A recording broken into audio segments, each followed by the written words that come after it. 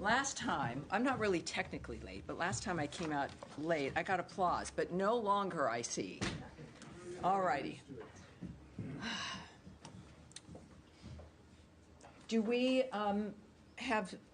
prefer not to have movement up this close? Is there a way we can maybe move back a little bit? That would be terrific. Thank you, gentlemen. I did want to grab this coming along here, if you want to know what our reading material is here. To walk the earth in safety, conventional weapons destruction. So that's a good thing to wanting to be doing, especially with the conversations today. Welcome aboard. Thank you, everyone, for joining us. I appreciate it. Let me get this. Of course, have an announcement here at the top. Let's start, shall we? Again, thank you all very much. As people around the world head to the Vatican to pay their respects to the Pope, of course, I, on behalf of the State Department, want to take another moment to convey our deepest condolences following the passage of His Holiness Pope Francis. Secretary Rubio is united in prayer with Catholics worldwide during this period of transition for the Catholic Church. We join Catholics around the globe in mourning his passing and giving thanks for his life and service. Now, on to the terrorist attacks in Pahalgam. As President Trump and Secretary Rubio have made clear, the United States stands with India, strongly condemns all acts of terrorism. We pray for the lives of those lost and for the recovery of the injured, and call for the perpetrators of this heinous act to be brought to justice. Next, an important issue that is not receiving enough coverage. The Trump administration's America First border security strategy is delivering real results. As Secretary Rubio has noted, we are now seeing the most secure border we've had. In March 2025, illegal crossings at the southwest border dropped by 94% compared to March of last year. Likewise, in the Darien, a key transit point for those intending to illegally immigrate to the United States, crossings fell by an extraordinary 99.5% over the same period. Those results reflect sound policy and strong leadership, the leadership of President Trump.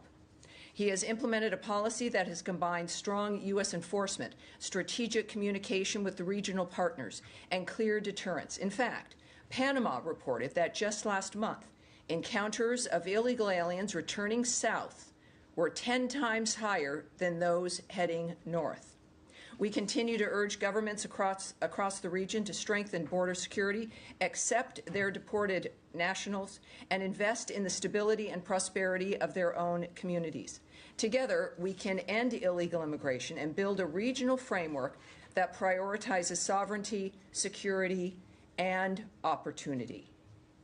Finally, President Trump and Secretary Rubio answered questions on the Russia-Ukraine war a few minutes ago, of course, in the Oval Office. As Secretary Rubio said, this war is endable. Both sides just have to agree to it. We've shown them a pathway forward. And now I will take your questions. All right. Yes, sir. Just to come back to the attack in Kashmir that you mentioned. All right. So we'll stick with one thing we're going to try to do today is stick with topics. Themes. I'm not very good at that, but we're going to try it again today. So we'll start with Kashmir. So, yes, sir. Since you started with that as well. Certainly. Since that attack, India has blamed Pakistan for being, for having some connection to the attackers. I wonder, does the US have sort of more reaction to that? Do you see Pakistan as potentially being behind this, and are you playing any role in diplomacy to try and cool tensions between the two countries? Well, I put it in the topper, obviously, because it was a horrible situation. But at the same time, that's basically going to be the extent of the comments at this point. What I can tell you is, of course, as we all know, it's a rapidly changing situation. And we are monitoring it closely, as you might imagine. We, of course, are not now taking a position on the status of Kashmir or of Jammu either. So that's really going to be the extent of what I can say today. So if we'd like to, again, we'll start again here now also with Andrea Mitchell, perhaps about Ukraine, Russia. Is that where you're going? Yes, let's do that. We're going to move to Ukraine, Russia, because there's nothing else I can say about the situation. Yes. I want to raise the question of Crimea because the U.S. position, as was outlined by Vice President Vance, indicates that the U.S. proposal does indicate that Russia would retain sovereignty over Crimea and other territories. It was just a few years ago that former Senator Rubio co-sponsored legislation that would prevent Russia from ever having sovereignty over Crimea because of its origins. Can you explain what has changed that has made the Secretary think that this is a balanced offer and a proposal that Mr. Zelensky and Ukraine should accept? I've said before, I'll say again, even to you, that we can't negotiate this. It's certainly not going to be negotiated in this room. Now it's on the record from the Vice President when in India he... he's the Vice President and making a statement. It's not my job, nor will I parse his words or assign a meaning to them. What I do know, as I think as we all know, negotiations continue. There's a conversation that continues. That was the impression I was left with the conversation out of the Oval Office, is that both President Trump and Secretary Rubio were there. They engaged and answered questions about what's coming forward, what's possible.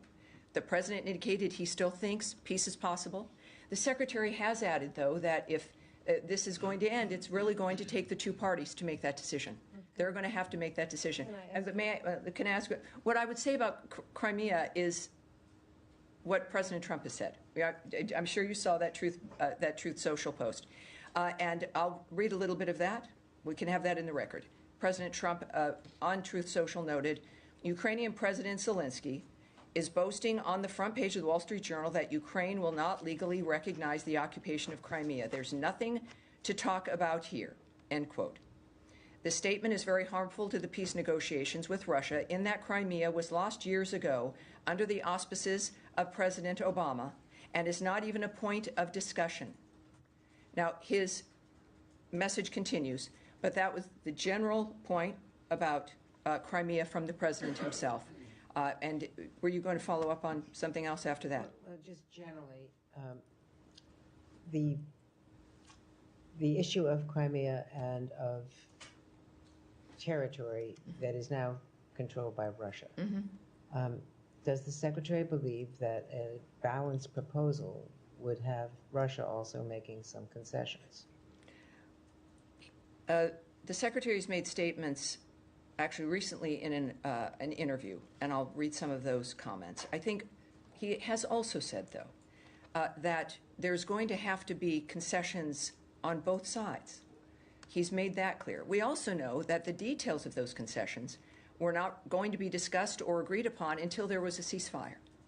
And that dynamic still exists. But the Secretary's been clear from the start that there would be concessions from both sides in this regard. He has also said, I remain hopeful that we can get something done because this is a terrible war and it needs to end.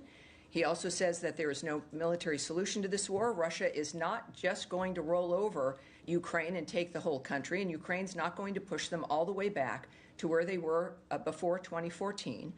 He says we have a better understanding of the Russians' position now because we've actually spoken to them after 3 years of not speaking to them.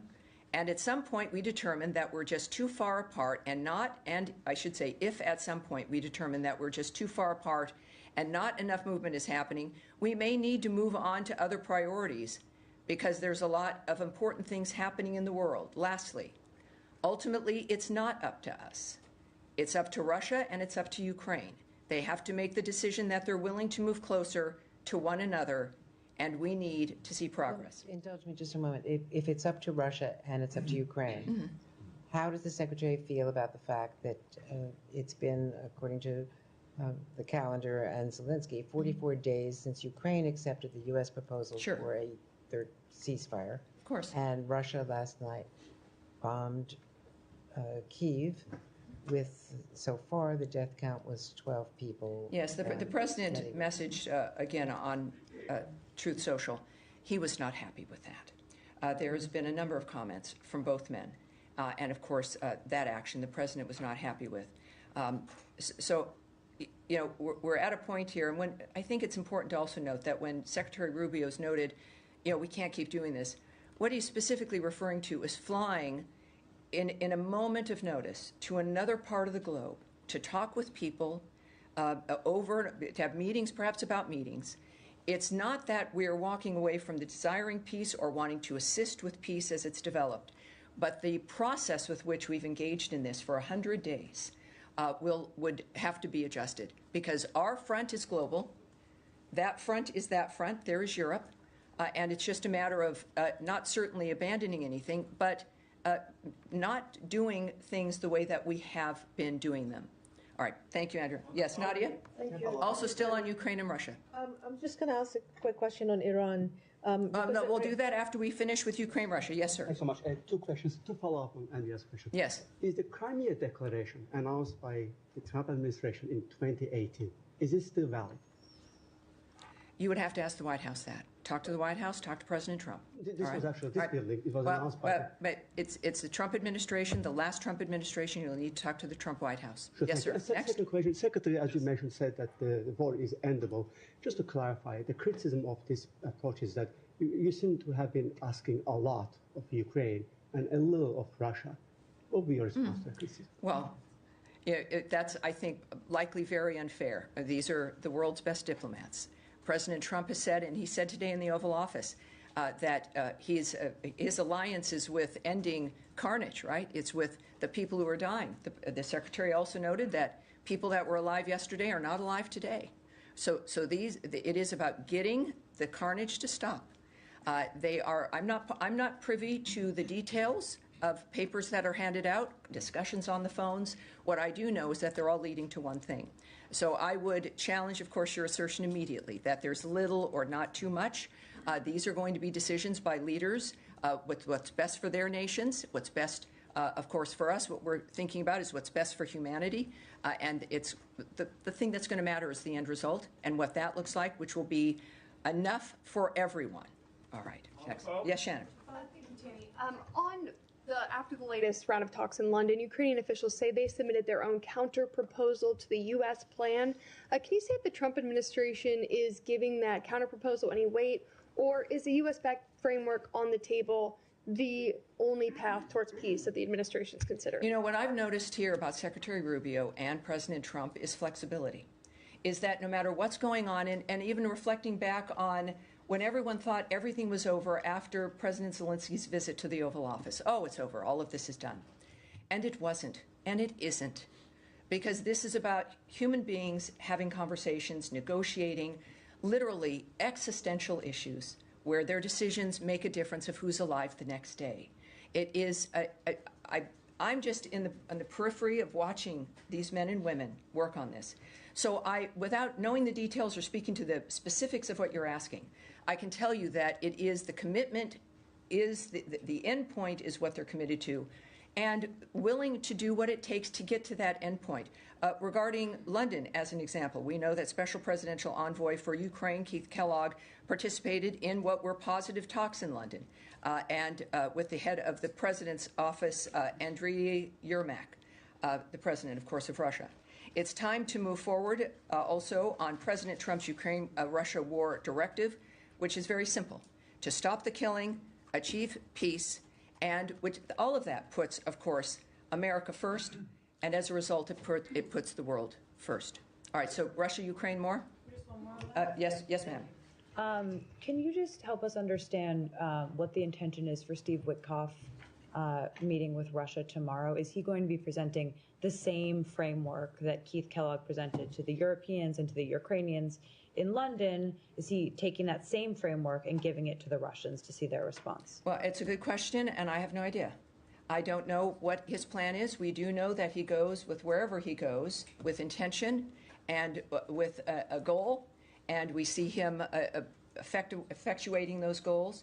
So I know that there's something that matters to him that he's going to be conveying. I can't, of course, give you those details, nor would I. But I think it's difficult when your business, of course, is information. But in this kind of a case, these are obviously very serious negotiations, and that if anyone can make it work, it is President Trump and his envoys, because no one else has been able to address the issues that we're dealing with that are generationally long, with Russia-Ukraine not as long. Yeah, so I can't comment on what's transpiring there, but I know it's as serious as all of the other efforts he's made. Yes, Sean. Thanks. Secretary Rubio, he's chairman of the board of the Millennium Challenge Corporation. I'm wondering if he has an opinion on the elimination of the agency as memos are sent to staff in recent days. So we are aware of reports of that. There are some cuts there. I will note that while the administration and the department has acted quickly in this regard, the review of Foreign Service remains ongoing across the other 22 U.S. departments and agencies that manage U.S. foreign assistance. But for specific questions regarding MCC, I would have to refer you to them. Just in the MCC, in terms of the substance of that, I mean, this so now we've moved away from Russia-Ukraine. So as long as are we? So well, all right. So hang on for your second question. You want to hold on to that? Let me just do one follow-up on this. Just the MCC was seen as a way to counter Chinese influence in Africa, in particular. China's involvement in infrastructure. The MCC was building infrastructure, but for countries that demonstrate good governance, for example. Why is that not seen as a useful goal for the United States at this point? Oh, Sean, you've been in here so often. First of all, I'm not going to speculate on any of the press reports about decisions that have happened or have not yet happened, or even the impact, or even, I mean, you can reach out to the MCC about the status of their programs. But if this is about really ceding ground to anyone, the administration is intent on delivering a foreign assistance policy that is efficiently and effectively serving America's interests. And the ongoing review does that for whatever the policy is, whatever the region is. And in fact, of course, it's effective for this aspect as well.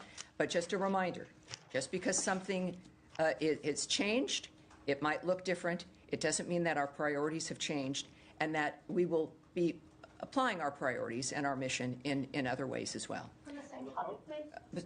Russia, Ukraine, same? No, MCC. MCC, same? All right, well, you know what I'd like to do? Stay there. We'll keep going with Russia, Ukraine. All right, Nadia, are you on that? So you're still on Iran, I think. All right. Iran because I have to have yes. a life. All right. Well, actually, let's move on from Russia, Ukraine then. We'll stick with MCC. Go ahead. Hi, I'm Ellen. I'm sitting in for Matt today. Terrific. Hi there. Good to meet you. On MCC, as chairman of the board of the MCC, was Secretary Rubio aware of and does he approve of what DOJ has done at MCC this week? The staff members and supporters say that all the contracts have been ordered terminated. And as chairman of the board, is he going to approve the termination of all the contracts? I know that Secretary Rubio has been involved in the steps regarding all of the foreign aid review. He's not just an active Secretary of State, but he's an involved Secretary of State. Our policies here, of course, are a reflection of his commitment to maintaining life-saving aid that is a reflection of America's interests.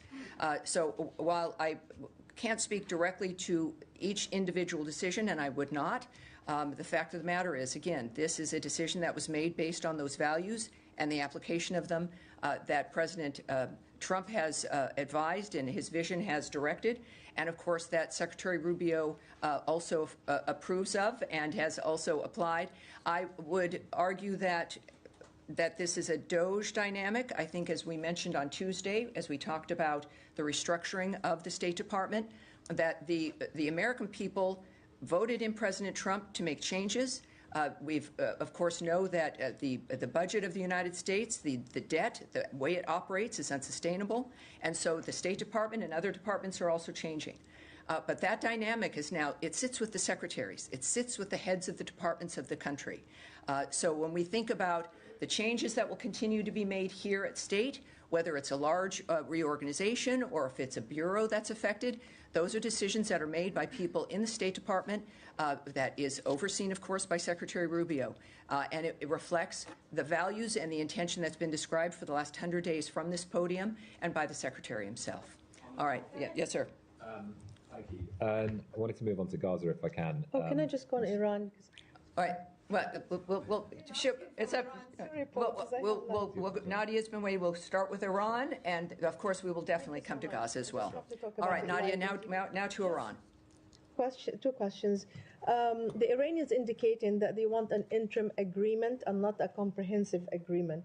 Is this something that you would entertain, or do you think that it is feasible in the next round of negotiation? And second, also they said that the U.S. seems to be in agreement of keeping some kind of a nuclear facilities for peaceful use. And is this also something that you endorse, or do you think that Iran should not have at all any kind of nuclear material that could have been developed, whether it's for peaceful or military use? Well, there's been a very bright line about what's acceptable and what's not acceptable. Not acceptable is having a nuclear weapon. That is the one bright line that has been feeding all of the activity. I can give you an update on, the ongoing talks. Might give you a gauge here. The next round of talks are taking place on, we have a team, I guess it's the IAEA's plan is to send a team to Iran this week. The next round of talks will take place in Oman on Saturday and will be the first meeting of technical teams. We can also tell you that the Director of Policy Planning, Michael Anton, will in fact be heading the technical delegation. And yes, Special Envoy Witkoff also will be present. Obviously, I will not, and you know, that I will not discuss the details of any proposals, real or non-existent, discussions, negotiations, what one party says versus another. What I found, and I know it just sounds like rhetoric, but it's true, is that these are very detailed, person-to-person conversations about issues that affect millions of lives, and the things that get talked about on TV by people or pundits, of which I love pundits, I was one. It does not help or really shed any great light on the nature of what's going on, but what it can do sometimes is frighten people and put people in an even more heartbreaking, suffering situation. So I understand that, and that's why I'm reticent, because also there's other countries and people involved, and there's something it's important to not say things that can be misinterpreted. And we are determined to not do that, considering what's happening around the world. But what we do know is clear, and we've been, I think, as transparent as possible. Talks are ongoing. As a matter of fact, they continue to be positive and constructive, I can tell you. So we've made good progress, and we have a long way to go. And so these things go on. As we've seen, sometimes they can change. But that's as much as I can give you. Yeah, so Iran, yes, sir. Thanks, Tammy. Can we just ask, how was Anton chosen for this role leading the technical side of the talks? My understanding is that he doesn't have a technical background in nuclear science and stuff. Is there going to be someone else advising him, and could you name that person? I will not go into the details of the rest of the delegation, but he's there because he should be there. Iran follow-up? All right, Iran? Yes, sir, of course. Saeed. To the point that actually Nadia raised, yesterday Secretary Rubio told Barry Weiss that the U.S. is open and actually, accepting of an Iran peaceful program, considering that it is a member of the Non-Proliferation Treaty. But the position of the Israeli Prime Minister, Benjamin Netanyahu, is that the total destruction of all nuclear-related facilities, peaceful and otherwise, a la what happened in Libya in the old days. So do you see that this is evolving into some sort of a gap between the position of the United States and Israel? Yeah, first of all, I reject your general premise. Again, what we can discuss are things that are projected upon regarding the notion of some remarks that the Secretary may or may not make. At the same time, there's a whole host of people working on these issues, and there is nothing to gain, nor will I discuss the details or my opinion or project on the nature of what we expect from something. This is the job of people who are assigned to this and bear the weight of the world on their shoulders as we sit here very comfortably in an air-conditioned briefing room as I try to at least get you information so that you know the general trajectory of how things are. It is remarkable to be standing here 100 days into the Trump administration. Ukraine and Russia are at a table. We may not always like what's said at the table, but they're at the table We've had a ceasefire in Gaza, which, after what had happened on October 7th, was a remarkable establishment. We continue, despite the resistance to the continuation of that ceasefire, to work on that so that that kind of carnage that has been generational can come to an end. The world remains in this place, and I think the American people knew who we needed in the White House, and it's Trump. Things are changing rapidly, and they will continue to. All right. Yes, madam, in the back. I'm sorry.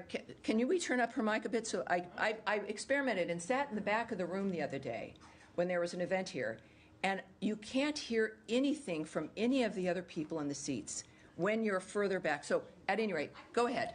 I wanted to ask about Israeli National Security Minister Itamar Ben-Gvir being in America, attending a dinner at President Trump's Mar-a-Lago resort, where senior Republican officials were there as well. He said that the U.S. approves bombing food and aid depots in Gaza. Is this true? Is this endorsed by the Trump administration? And where does the United States stand on this? You know, that was, I believe, one report. It was something that he said on his own that has not been confirmed or discussed or anything that is relevant for me to be able to comment on that. It is, of course, in complete contradiction to the nature of our commitment to getting food aid and assistance. And my goodness, the work over these 100 days for that first ceasefire and to get that aid into that area, it's difficult. But that dynamic, I think, is not something that I certainly am going to expand upon with one report, comments from one individual.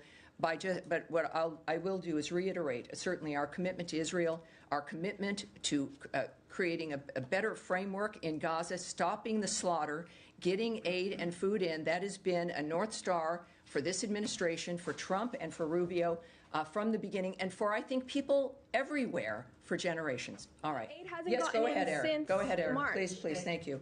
Thank you, Tammy. If I can return for one moment to Russia and Ukraine, because no, that has gone by. We will stick with Iran. And yes, go ahead, or we'll move on to a different topic. It's just to follow up. Yes, of course.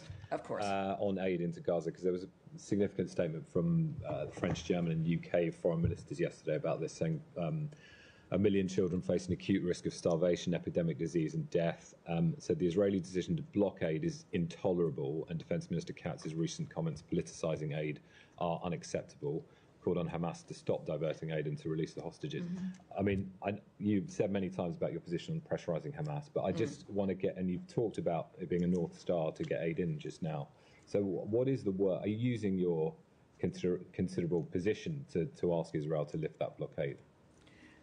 Well, the last part, my considerable position to do what? The US using its position, because we haven't really heard about this part of it, to ask the Israelis or to pressure the Israelis to lift the blockade on aid. Well, directly what I can say is the United States supports the flow of humanitarian aid with safeguards to ensure assistance is not diverted, looted, or misused by terrorist groups such as Hamas and the Palestinian Islamic Jihad. And also when it comes to something like that private meeting mentioned from the earlier question, it's difficult when we've have such a horrible framework on the ground that all of us want to have, well, all of us, of course, except apparently Hamas, want to have changed. And our commitment remains to get that humanitarian aid flowing. It is the point of a ceasefire, right? It is the point of what Special Envoy Witkoff has worked for and achieved. And we, of course, continue to work to try to re-achieve that. But we support Israel as, of course, the ally that they are. And that's, I think our actions speak to the nature of what it is we're committed to. But can I just clarify, because you mention this often about a ceasefire and that appearing to be linked to aid going in. Is one thing, are you saying that there would be a reason, right? Absolutely, but there is a way to get aid in, and it was done previously, while the conflict is still continuing. And I'm just trying to understand if an agreement is conditional on aid going in for you. So are you saying that aid will, which is what the Israeli position is basically, the Israeli government, is that aid will only go in when there's an agreement. So is that... Well, yes, I won't... Look, as you know, and perhaps it's important for me to state it for what your stories are. But I'm not going to comment on Israeli decisions, Israeli negotiations, nor am I going to speak on where things stand currently between conversations. It is what I will say about every negotiation in every situation in the world. Our negotiations and actions never stop. So it's not like it starts at 8 in the morning and ends at 5 p.m. and then waits for a week before something else may happen.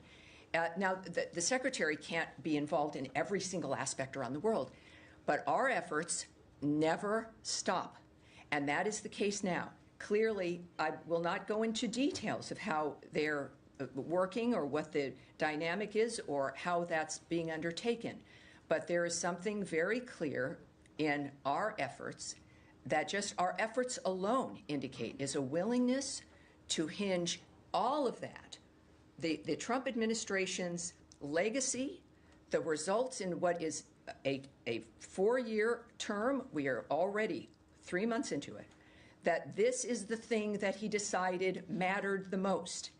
And that is something that is going to continue to be the case in one fashion or another. I mean, clearly, we're doing many things around the world. But this is something discussed today. The Norwegian foreign minister there discussing the Ukraine-Russia situation, discussing the nature of President Trump's remarks, I think, really highlight his nature. When he was asked about who he was an ally of and what his commitments were, let me see, I think he said this specifically. When asked about who his allegiances were with, he said, "I have an allegiance to saving lives." And for those of you who've met him, that's not a line. It's a line I have to read, but that came from him, and that's what drives this effort. And that includes humanitarian aid, whatever region of the world it's in, and how we can get that moved through. All right. Well, now yes. So we've been speaking about Gaza. Shall we continue that? Are we on Gaza here? Go ahead. Yes, Gaza. Yes. The Middle East. All right. Expand to the Middle East. All right. All right. On Iran. We'll go to Gaza again, and then we'll come back to Iran. So Gaza specifically. Yeah. Oh, wait, sir. No, sir. The man right here in glasses. Yes. Go ahead, sir. It's not on Gaza. Okay. So go ahead. It's not on Gaza. In his first term, President Trump. All right, sir, I will direct this. You will not. Go ahead, please. In his first term, President Trump. Yes. Go ahead, please. Sorry. In his first. We have? In his first term, President Trump offered to mediate between India and Pakistan on the issue of Indian-occupied Kashmir. I know you just said that this administration has no position on Kashmir right now, but there too much tension. I'm not going to be remarking, sir. As I mentioned, I appreciate this, and perhaps we'll come back to you with another subject. I will say nothing more on that situation. The President and the Secretary have said things, as have the Deputy Secretary. They've made their positions clear. I will not continue with something in that manner. Yes, sir, go ahead. Yeah, go ahead. Thank you so much, Tammy. Today, the Iraqi foreign minister is going to arrive in Washington, D.C., and in a post on X, he says that he's going to meet with the U.S. counterparts on speaking and talking about mutual security. And have you scheduled any meeting with him? This is the first part of my question. The second part, are there any impacts or implications of your talks with Iran on Iraq? I'm asking this because when it comes to Iraqi security, Iran is floating into the discussions. There's a lot of Iranian-backed groups in Iraq, and you started the sanctions waiver to Iraq because they were buying electricity from Iran.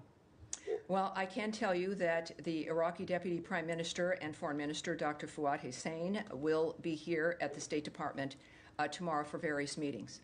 I will be in one of those meetings. As far as to the specifics of what will happen, I have nothing to preview for you at this time, but we will have readouts. So we will have some details of those meetings tomorrow. Yes, sir. Go ahead. Yesterday, a group of Bangladeshi Americans held a press conference at National Press Club in which they requested the State Department, the U.S. government, to look into the ways in which the U.S. aid money was used in Bangladesh. Is the State Department looking into those? You know, I will, again, for something to address what might be going on, we're going to take that question. We'll go from that. And yes, ma'am, in the blue shirt. In the blue shirt, sir. Thank you. If I may me ask on Georgia. Under the new administration, the first meetings were held with the Vice Prime Minister of the ruling party of Georgia. Could you provide some details about this meeting, including the main issues discussed and the position shared by for people watching, when I say we're going to take a question, that means that you, in fact, are going to get an answer to that question, but not from me. So we're going to take that question as well. But when people do that, if they have a question that needs some details or I need to get more information, when we say we're going to take that, then you'll receive a direct answer from this department, and that's going to be one of those cases. We'll try. Matt, with the beard? Yes, sir, with the beard. Go ahead, please. You mentioned a lot. Sorry, John Stewart with Notice. Hi there. You mentioned a lack of coverage about the southern border. Yes, sir. And I wanted to ask, can you shed a little bit of light on the State Department's coordination with the Department of Defense for the delivery of these deportation flights to countries in South America? Well, I can tell you a little bit. I know that also came up on, maybe even last week, certainly perhaps even on Tuesday. So this is the diplomatic services, right? We know that they are actively partnering with DHS in implementation guidance and mandatory training related to DSS enforcement of statutes and regulations. And in February 18th to be specific, the Secretary of the Department of Homeland Security delegated Title VIII authorities to the DSS. They also, there have been some questions about their relationship regarding the state of Virginia. We know that we'd refer you as a result directly to DHS and the Virginia Homeland Security Task Force for any questions regarding that interagency support in their ongoing mission there to prevent illegal immigration. And they are a key partner, we will say, about the DS. They are a key partner in the United States' work to reduce illegal immigration and root out those who endeavor to exploit the U.S. travel system. Their primary mission, for those of you wondering about the diplomatic security services, their primary mission is to protect diplomatic assets, personnel, and information and combat transnational crimes connected to visa and passport fraud, as well as to investigate transnational human trafficking crimes. DSS law enforcement authorities complement and strongly support the administration's priority to deter and reduce illegal immigration into the United States. All right. Yes. All right. How are we doing? All right. All right. I think that's going to be it for today, and we will see you. We'll see you next Tuesday. All right. Thank you. Have a great day, everybody.